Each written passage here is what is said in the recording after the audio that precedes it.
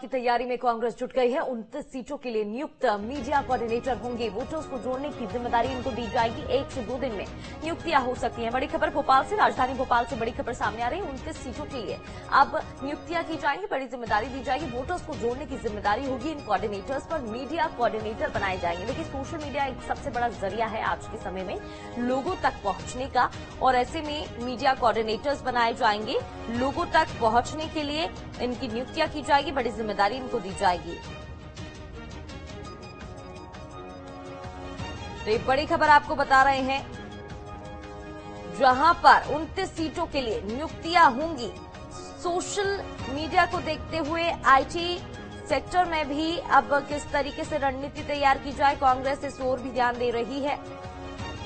तो वोटर्स को जोड़ने की जिम्मेदारी होगी। भोपाल से बड़ी खबर, लोकसभा चुनाव की तैयारी में कांग्रेस जुट गई है। 29 सीटों के लिए नियुक्त होंगे मीडिया कोऑर्डिनेटर। तो देखिए, लोकसभा सीट 29 है और 29 में से 29 सीटें कांग्रेस के कब्जे में कैसे आए, खेमे में कैसे आए, इसकी तैयारी अब तेज हो गई है। कांग्रेस एक्टिव मोड में दिखाई दे रही है।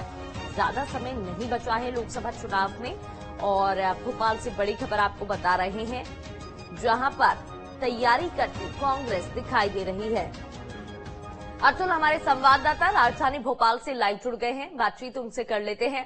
अतुल, देखिए, कांग्रेस भी अब एक्टिव मोड में नजर आ रही है। ज्यादा समय नहीं रह गया है और ऐसे में मीडिया कोऑर्डिनेटर्स बनाए जाएंगे। क्या कुछ काम इन्हें दिया जाएगा, क्या जिम्मेदारी इनकी रहेगी?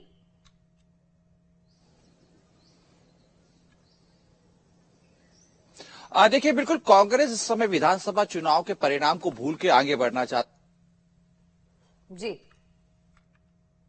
और लोकसभा जो उनके पाले में या उनके हाथ में तो बचाया जाए, उसके साथ में तमाम जो दूसरी और लोकसभा जो उनके पाले में या उनके हाथ में नहीं है, बीजेपी के वहां पर जहां पे वर्चस्व है, उनको भी जीता जाए, ताकि विधानसभा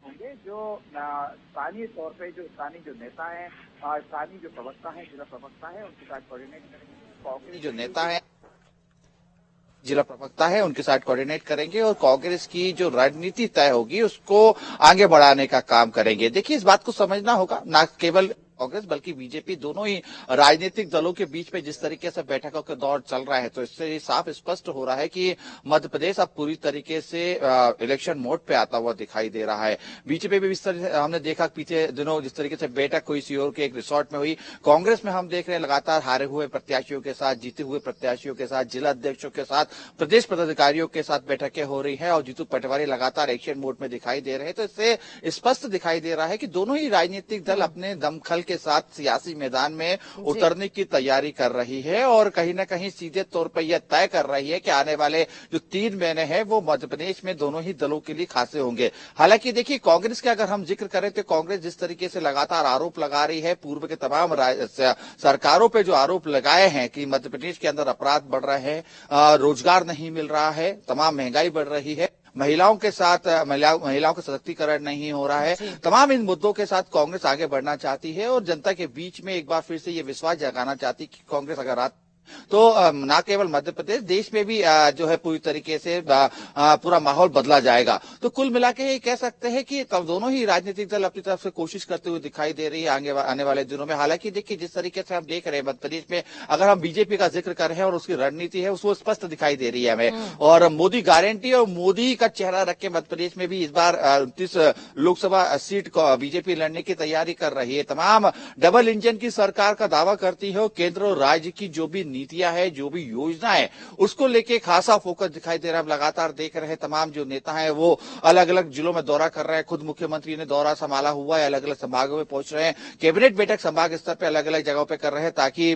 जो स्थानीय विकास है, सारी जो रणनीति है वो उसी क्षेत्र में बनाई जाए जहां पे वो विकास कार्य होना है या योजना जहां पे बननी है। तो कुल मिला के हम ये कह सकते हैं कि आने वाले दिन और भी सरगर्मियां तेज होंगी। दोनों ही राजनीतिक दल अपने अपने तरीके से काम करते हुए दिखाई देंगे और खास तौर पर जिस तरीके से आरोप प्रत्यारोप लगातार बढ़ रहे हैं। देखिए बीजेपी जिस तरीके से राम मंदिर को एक बड़ा मुद्दा बना रही है, 22 तारीख को रामलला विराजमान हो रहे हैं और कोशिश ये बीजेपी की तरफ से की जा रही है कि लोकसभा चुनाव तक इस पूरे मुद्दे को चलाया जाए। रामपथ गमन को लेकर जिस तरीके से पूरी एक बैठक की गई रामपथ न्यास की, सीधे तौर पर मुख्यमंत्री ये कहते हुए नजर आए कि मुख्य अयोध्या के तर्ज पे रामपथ गमन को तैयार किया जाएगा और कांग्रेस इन तमाम मुद्दों को लेकर जिस तरीके से हमलावर हो रही है, कांग्रेस के तमाम जो नेता है वो यही बता रहे हैं कि अयोध्या में एक इवेंट किया जा रहा है। यानी कुल मिला के देखिए धर्म का तड़का भी सियासत में लगा हुआ है मध्य प्रदेश की, और सीधे तौर पे आने वाले दिनों में इन तमाम राजनीतिक अलग अलग दलों के साथ दोनों ही दल के जो सिपह सलार हैं वो सामने दिखाई देंगे और एक बड़ा